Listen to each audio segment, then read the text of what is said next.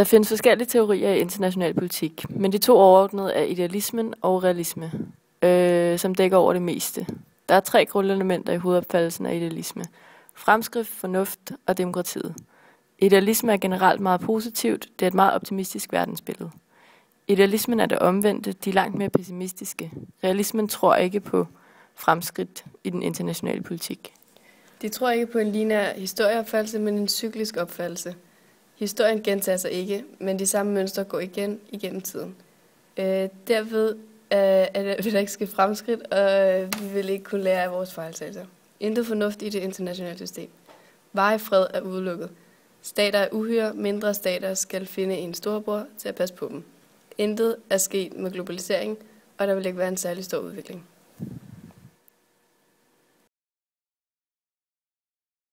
Og velkommen til Helinovic fra Republikanerne og Nanovic fra Demokraterne. Tak skal du have. Tak. Helinovic, hvad synes du, USA skal gøre i kampen med konflikten i Syrien? Må jeg ikke starte? Jo, Christine, jeg er glad for, at du spørger om.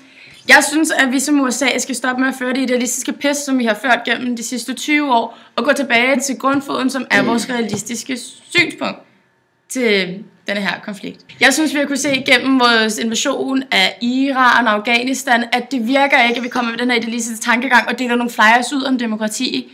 Vi bliver nødt til at gå mere hårdhændet til at indse, at de ikke har lyst til at leve, ligesom vi har. Vi kan ikke påtvinge vores ideologi ned over dem, men vi bliver nødt til at få dem under kontrol. Og det behøver ikke, jeg ved godt, at det måske er det moralsk rigtige med, at vi følger efter dem, der gerne vil have demokrati, og vi hjælper demonstranterne. Men vi kan jo bare se gennem meningsmålene, at 80% af dem gerne vil have sharia-lovgivning. Altså det kan godt være, at det ikke er moralsk rigtigt den ledelse, vi har lige nu, men vi har jo ingen idé om, hvad der kunne komme bagefter. I idealismen har vi 3 grundopfattelser. Vi har fremskridt, som indebærer teknologi. Det vil sige, at vi lever ikke længere i datid, men vi lever i nutiden. Vigtigt. Dernæst har vi fornuften, som indebærer det frie og fornuftige menneske til selv at vælge, hvad de vil. Og vi tror på, at mennesker er fornuftige nok til at vælge det, som de synes er rigtigt, og som også er rigtigt. Og dernæst, sidst men ikke mindst, demokratiet, som er en af grundelementerne, som er byggestenen.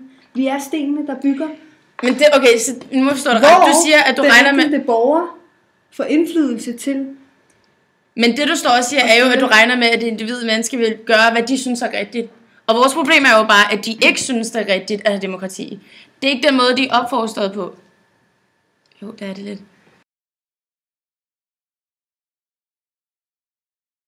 Altså... Nu synes jeg, du modsiger dig selv. Ja, det synes jeg også. Okay, godt til igen. Altså det du siger er, at vi skal regne med, at mennesker vil vælge, hvad de synes, der er rigtigt. Men vores problem er bare, at menneskerne nede i Syrien, borgerne der, de ikke har de samme ideologier, som vi har. De mener ikke, at liberalisme er det rigtige. De mener, at sharia-lovgivningen er det vigtigste, og det er det, du går ind til. Når du fjerner stormagtens mindste, holder dem her under kontrol, så går du ind til en verden fyldt med sharia-lovgivning. Det, som vi vil fokusere på, det er fornuft og ikke mindst oplysning. Vi skal oplyse dem dernede om, hvordan at man opbygger det bedste og det mest bæredygtige samfund. Og det tror vi på, at mennesker, igen, en af vores 3 grundelementer, vi tror på, at menneskerne er kloge nok til at se, at det faktisk er det som der skal til. Demokrati. Men det kan du netop se på en vestlig en af slagsen. Vi kan ikke bare håbe. Det handler ikke bare om at håbe. Du kan jo se på den måde, vi er gået ind i Afghanistan og Iran, at de netop ikke har taget vores ideologier til sig. At de har en helt anden grundopfattelse af livet. Deres liv bygger på sharia-lovgivning og på deres religion. En religion, der er så langt fra vores kristelige, smukke religion. Så det vil du sige, at du regner med, at de følger deres fornuft, så regner du også med, at de vil følge den her sharia-lovgivning. Du regner med, at de vil gå imod USA, for det er, hvad de synes er fornuftigt.